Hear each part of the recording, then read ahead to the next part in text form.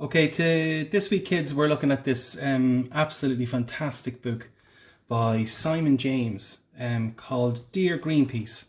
This is a classic story with a really lovely environmental twist. I hope you really enjoy it as much as I did. I really enjoyed reading this story. It's been excellent. Okay, so let's start with Dear Greenpeace by Simon James. Dear Greenpeace, I love whales very much, and I think I saw one in my pond today. Please send me some information on whales, as I think he might be hurt. Love, Emily. So here we can see Emily peeking out her window and what looks like a big whale's tail coming out of the pond in her garden. How could that be? Dear Emily, here are some details about whales. I don't think you'll find it was a whale you saw, because whales don't live in ponds, but in salt water. Yours sincerely, Greenpeace. Poor old Emily here with her little brother or sister messing up the kitchen, and she looks a little bit confused here from that letter back from Greenpeace. Dear Greenpeace, I am now putting salt into the pond every day before school. And last night I saw my whale smile. I think he is feeling better. Do you think he might be lost? Love, Emily. Dear Emily, please don't put any more salt in the pond. I'm sure your parents won't be pleased.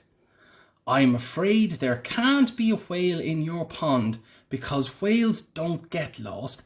They always know where they are in the oceans. Yours sincerely, Greenpeace. So we have poor Emily sitting here, and she really is looking a little bit bemused. Dear Greenpeace, tonight I am very happy because I saw my whale jump up and spurt lots of water. He looked blue. Does this mean he might be a blue whale? Love, Emily. P.S. What can I feed him with? Good question, Emily. What do blue whales eat? Dear Emily, blue whales are blue and they eat tiny shrimp-like creatures that live in the sea. However, I must tell you that a blue whale is much too big to live in your pond. Yours sincerely, Greenpeace. P.S. Perhaps it is a blue goldfish. So as you can see here from the picture, poor Emily's looking up lots of books about different types of goldfish. Dear Greenpeace, last night I read your letter to my whale. Afterwards he let me stroke his head. It was very exciting. I secretly took him some crunched up cornflakes and breadcrumbs. This morning I looked in the pond and they were all gone. I think I shall call him Arthur. What do you think? Love, Emily. So there they are now, best of buddies. Dear Emily, I must point out to you quite forcefully now that in no way could a whale live in your pond. You may not know that whales are migratory, which means they travel great distances each day. I am sorry to disappoint you. Yours sincerely, Greenpeace. Poor old Emily here, she looks awful disappointed coming home from school. Dear Greenpeace, tonight I'm a little sad. Arthur has gone. I think your letter made sense to him and he has decided to be migratory again. Love, Emily. Oh, poor Emily. Dear Emily, please don't be too sad.